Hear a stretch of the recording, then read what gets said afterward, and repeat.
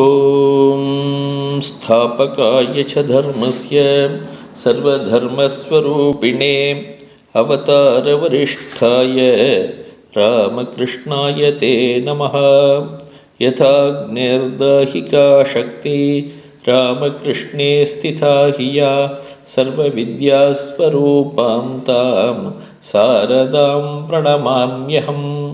नमः श्रीयतिराजाय विवेकानन्दसूरये सच्चित्सुखस्वरूपाय स्वामिने तापहारिणे. Good evening, friends. Today we are going to discuss about the teaching methods of the Upanishads. We know Upanishads are the essence of the Vedas, a body of knowledge. They all teach the identity of oneself with the universal self, that is, the identity of Atman and the Brahman. Until that knowledge is realized, we cannot claim that a person is a realized person. And with that realization of that unity, he becomes a realized soul. The very name Upanishad means this knowledge. Shankara,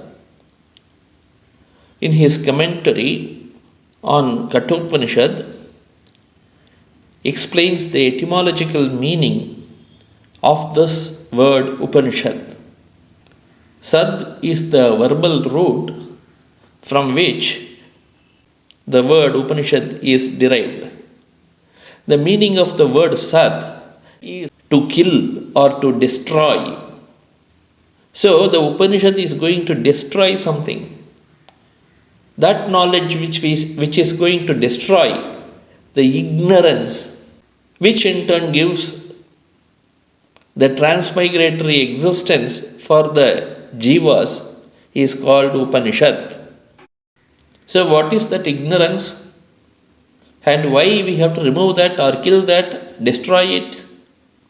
Are we all ignorant? This question prevails. Definitely we are not ignorant of the external world.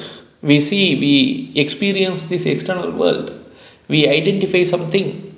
We can cognize something. We can decipher something.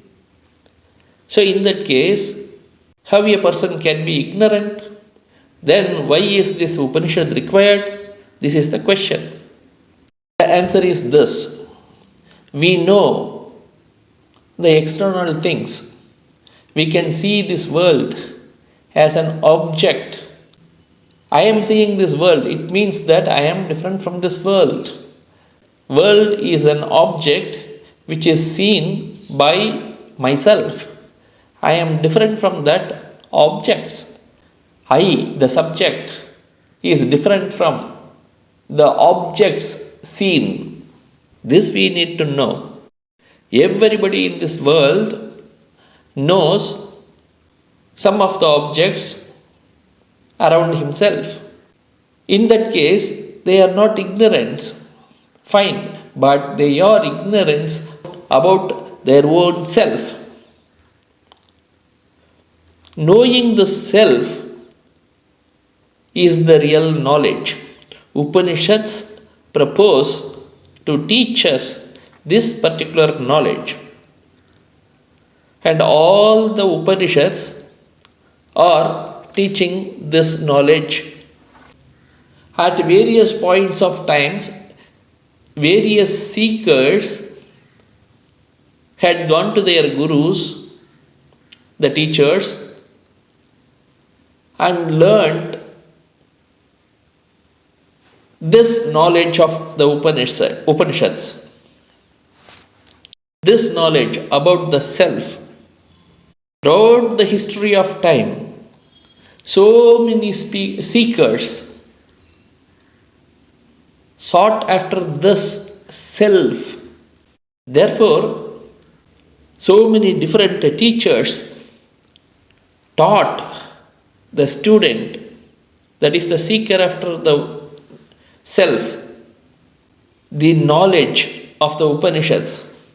Their methodologies of teaching this knowledge differed according to the temperaments of the students. So we shall see how each Upanishad is going to talk about the self and impart the knowledge of the self to the student. There are 10 major Upanishads for which Shankara has written commentaries. We shall take some of them and see for ourselves how this is being explained. First, we shall see Kenopanishad. A student approaches the teacher and he asks, Keneshitam patati preshitam manaha. This student is not a trivial person. He does not ask any trivial questions. He is a great thinker. He analyzes many things and finally he concludes that there should be some conscious principle amongst the unconscious insentient beings which accounts for knowledge, which accounts for the actions. What are the things he has analyzed? Let us see. He has seen this world of inanimate objects. Inanimate objects do not have any life. They do not understand things. And inanimate objects include one's own senses, mind, including the cognitive organs. All these are insentient objects. So, there should be a conscious principle behind all these things, because a person can know something else outside. Without this conscious principle, he cannot understand things, because all his mind, his senses are all insentient objects.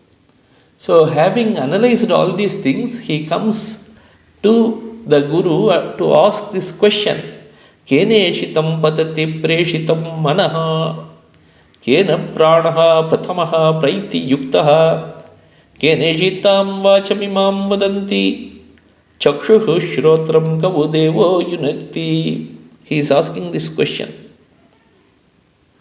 Some principle should be there behind the mind, which is making the mind work, which is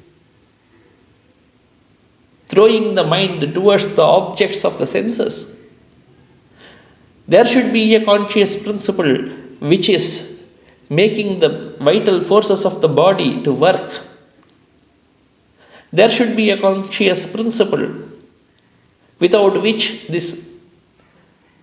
a man cannot speak. There should be a conscious principle behind the sense organs, like eyes, ears, without which eyes cannot see, ears cannot hear. So what is that conscious principle? He wanted to know. So therefore he has come to the Guru. Guru is going to tell about that conscious principle to the disciple. This is the method by which Kenopanishad teaches about the self to the disciple. That conscious principle is nothing but the self or Atman of the Jiva, which is hidden in one's own heart. Why we call it as heart? Why we say it as heart? Because that is the nearest thing, and that is the one's own self. He is the self. A person is not the body.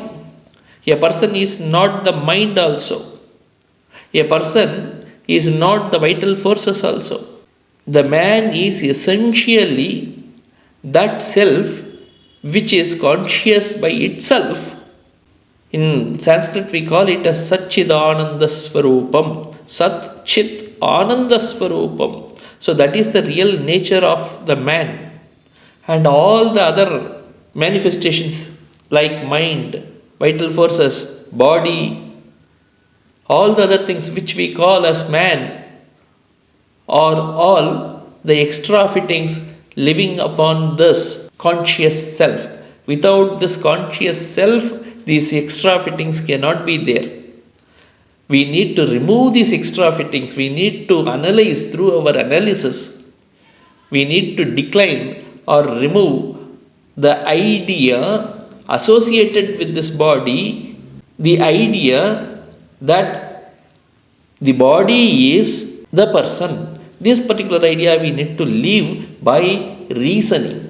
This idea is called ignorance because we think that we are the body. That is the ignorance.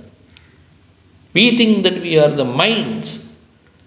That is ignorance because we cannot associate ourselves with the body, first of all. The body is a changing thing. The body is the combination of elements which are always changing. For example, a few years back, I was different self. I was having a different body altogether. Maybe in my childhood I had a different body altogether. In my old age I will have a different body than what I am having right now. Though the bodies change, still I am there as a principle who is associating myself with these different bodies. So I am different from the body. So from the very definition that I am having the body shows that I am different from the body also. So who is that I? That knowing that I is called knowledge, the real knowledge. Not knowing that real I is ignorance. And as long as we have this ignorance, we need to go through different births and deaths. Different times we have to take birth, we have to die. That is what the Shastras say.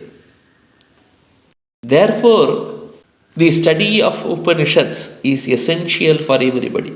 To come out of this transmigratory existence, we need to know the Upanishad. We need to know our own selves. Directly, Kathopanishad is asking this question. A person dies, leaves his body and goes away. What happens to him? Does he live anymore? Or is that the end of all for him? That is the question. Only body goes away. Is he still there? That is the question. The student Nachiketa puts this question to the teacher Yama, the god of death. So it is taken for granted that something else is there beyond the body. The god of death also confirms this. He says, he replies to Nachiketa that this self is the innermost thing for everybody. It is there within the deepest recesses of the hearts of the jiva. By knowing that self, a person crosses this transmigratory existence.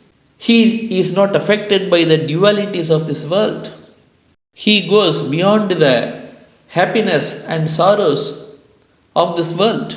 The Lord of Death says, Tam durdarsham gudam anupravishtam guhahitam. So it is hidden inside the guha, the cave of heart. Gahvareshtam puranam adhyatma yoga dhigamena devam matva dhiro harshashokau jahati.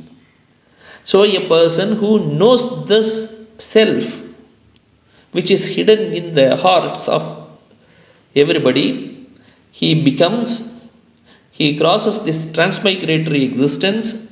He is the dhira, he is a person of valor. And He goes beyond the sorrows and happiness of this world. Harsha shokau jahati. So he gets the infinite bliss. And how to reach that? There is a method also. He says Adhyatma Yoga Dhigamena, by taking the mind from the external objects and pointing it towards oneself. That is called Adhyatma Yoga. Adhyatma Yoga Dhigamena. That is what is said in the Upanishad also. So the person has to go inside his own heart to see who he is. There this inquiry is required. Am I this body? I am not the body, because body changes. I am the witness of the change also. Am I the mind? I cannot be the mind, because my mind also changes. Every time different thoughts are coming and going. I am seeing the changes. I am the seer, I am the drashta. All these things are the changing objects, or the scene which are seen by me. So mind is not myself. I am that principle, that eternal principle, which does not change at all. Eternal thing cannot change, first of all. So Kathopanishad is trying to impart about the self with this question. After death, what happens to a man after death? Is he still there, or that is the end of him? This is the question through which this Kathopanishad is trying to impart the knowledge of the self. To come to this question, the disciple should be of inquiring type. He should be able to do the vichara properly. He should know the difference between the real and the unreal, the eternal and the ephemeral. He should be able to distinguish this, and he should be able to leave what is ephemeral. He should be able to leave what is temporary thing. So he should be able to discriminate between these two. So that discriminating knowledge is called viveka. And leaving the ephemeral and take the eternal thing is called vairagya. The disciple Nachiketa was like that. Before imparting the knowledge of the self, the god of death, Yama, wanted to entice Nachiketa with various things of the world. But Nachiketa strongly refused all of them. By analyzing the real nature of those objects which are given by Yama, he refused to accept all the gifts given by Yamadharma. He says, Shobhava mrityasyedantakaitat sarvendriyanam jarayanti tejaha api jivitam alpameva api sarvam jivitam alpameva Tavaivavahastava nritya gite bhava martyasya idantakaitat. He addresses Yama as Andhaka here. Andhaka means a person who is going to end the lives of people. It means that you are the person who is going to end the life of people. You are trying to seduce me, entice me with all these objects of the world. At one point or the other, you are going to end my life also. So, the objects by themselves are ephemeral, and you are also going to take me away from this world. The objects which you wanted to give to me, we don't know whether they will be there even till tomorrow. So these are all ephemeral things which I do not want. You yourself take away. I want only that. I want to know only that. I want to have that knowledge. तद्विद्यां मनुशिष्टस्त्वयाहं वराणां येषवरः तृतीयः एतद्विद्यामनुशिष्टस्त्वयाहं I want to know only that knowledge of about the self. So this is the way this Kathopanishad teaches the knowledge of self to the students. In another Upanishad called Mundaka Upanishad, the disciple Shaunaka goes to the Guru Angiras and he asks the question, there should be some principle, there should be something. By knowing that everything else in this world, everything else is known. What is that general thing? Swami Vivekananda says that Hindus are always generalize things.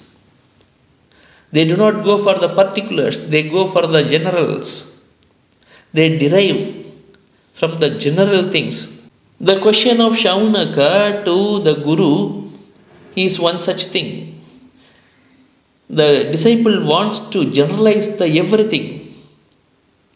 The disciple Shaunaka wants to know the general principle, underlying principle, which is the basis for everything else.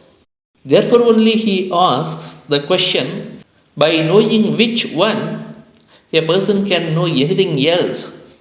Eka vijnanena sarva vijnanam katham bhavati. That is his question. Kasminnu bhagavo vijnate sarvamidam vijnatham bhavati. That knowledge of the self does not come from the study of the external world. By studying the external world, we cannot get the knowledge of everything else.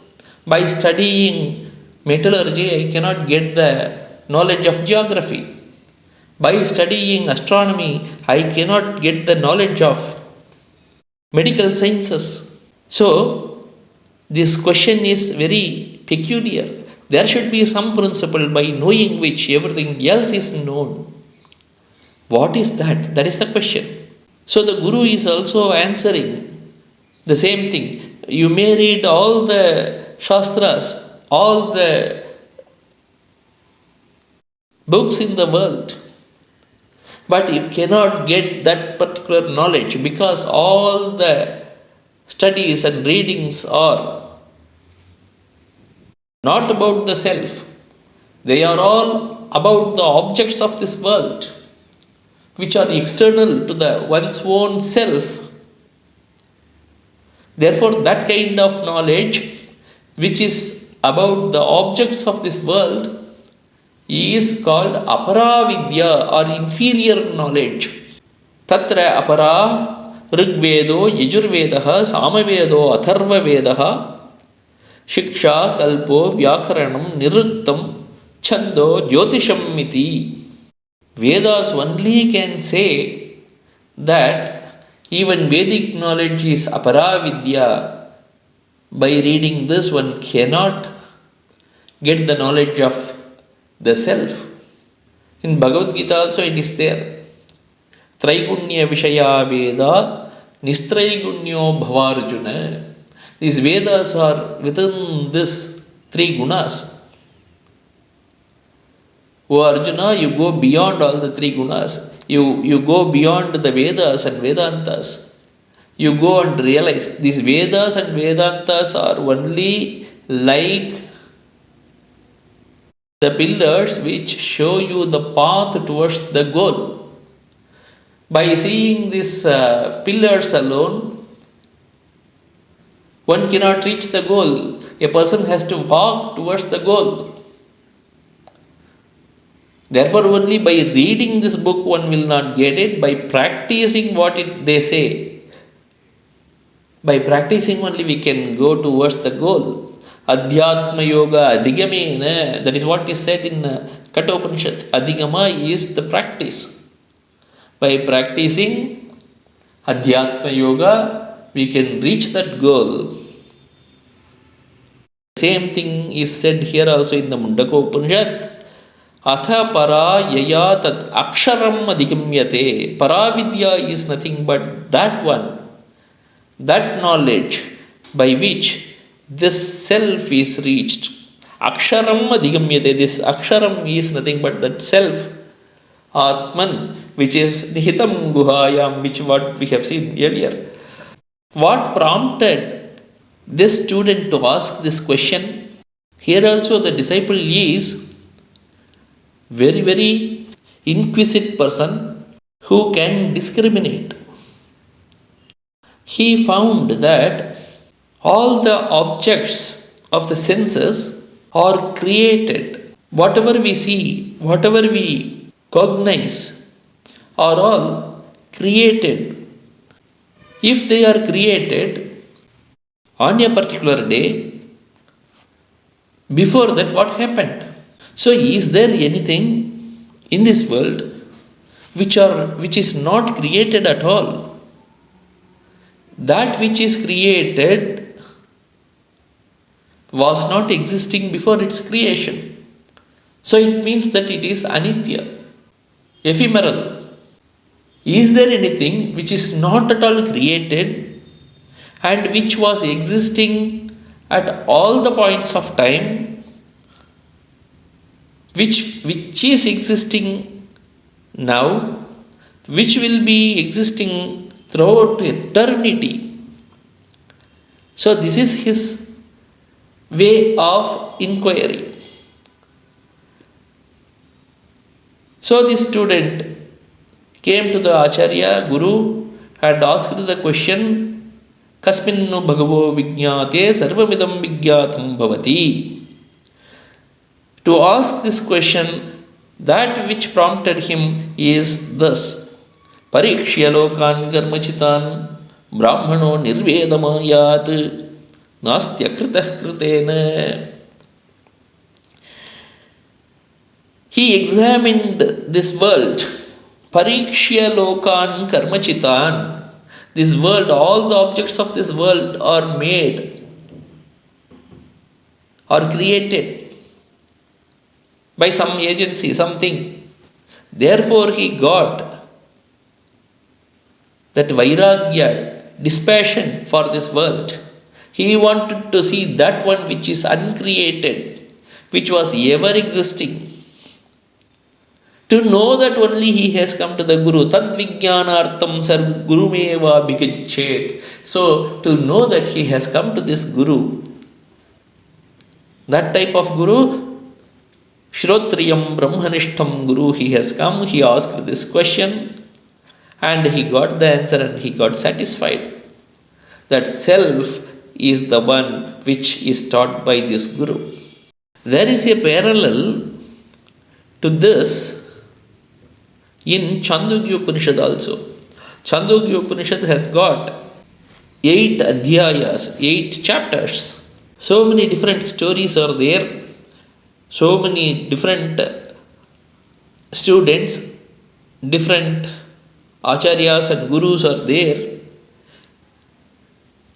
In the 6th chapter, the student's name is Shvetaketu and his guru is his own father, Aruni. There is an interesting story of this Shvetaketu. He was 12 years of age, but he did not learn anything. He was just passing his time. So his father wanted him to go to some guru to learn the Atma Vidya. So his father wanted him to go to a guru to learn.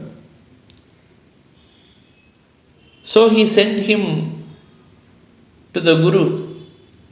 After some years, this Shvetaketu came back full of pride. His learning did not give him Vinaya. He was full of pride, full of ego. So he came to his father, and father is a very realized person. He understood how Shvetaketu is behaving. So he asked his son Shvetaketu, "O Shvetaketu, what did you learn from your teachers that you are so much pride, so much you are egocentric? Have you learnt that one by knowing which you will know everything else? Tam adesham aprakshyaha yena ashrutam shrutam bhavati amatam matam avijñatam vijñatam bhavati iti." Have you learned that one by knowing which everything else is known? So immediately this Shvetaketu was taken aback. He was thinking, how is it possible? By knowing something, we can know everything else. It is not possible. He was thinking. So he replied his father, "Oh father, I think my teachers did not know about this. Therefore only they did not teach me. Otherwise they would have taught me also. So you yourself please teach me by knowing which everything else is known." There are students like this also who are full of pride, ego, and who are accusing their own teachers. Because he was so egotistic, his teachers did not teach him this, not because they did not know. So he asked his own father, how it is possible by knowing one, a person can know everything else? For that his father started saying, "Yatha somya ekena mritpindena sarvam mrinmayam vijñatam syat vacharambadam vikaro namadeyam mritika ityeva satyam." He started telling, by knowing a handful of clay, one can know all the objects made of clay. All the objects like pot, plate, etc., which are made of clay. Pot and plates are particular things, and the mud is the general thing. By knowing the general, the particulars can be known. For the plate and pot, this mud is the base, the adhara. Without this mud, pots and plates cannot exist. Without mud, this pot cannot come. Therefore, mud is called the adhara. Mud is called the adhisthana. So there is some principle which is the adhisthana for everything else of this world. And that one which is the adhisthana for this entire thing is nothing but the Atman. That is the teaching of this Chandogya Upanishad. Atman is you yourself. That is the teaching of this Aruni to his son Shvetaketu. He says, "Etadatmyamidam sarvam tat satyam sa atma tattvamasi Shvetaketu." So in this Chandogya Upanishad, Tattvamasi, that Mahavakya is coming. 9 times this instruction is repeated to Shvetaketu here. So this way, Chandogya Upanishad teaches the student about this Atma Vidya. There are other Upanishads also, like Taittiriya Upanishad, Mandukya Upanishad, Ishavasya Upanishad, Brihadaranyaka Upanishad especially. They also talk about this Atma, and each and every Upanishad is talking about this Atma Vidya only. And by knowing this Atma Vidya, by knowing this one's own self, a person comes out of this ignorance, he comes out of this transmigratory existence, he becomes an eternal person. Not that he becomes an eternal person, he comes to know that he is eternal. He was never born, he will never die. So that kind of person, he will know that he is. And that is called the realization of one's own self. To get to that state, our entire efforts are required for that. It can be a easiest task. It may seem to be an easiest task, but it requires all our efforts. After attaining to that state, we will know that how easy it is.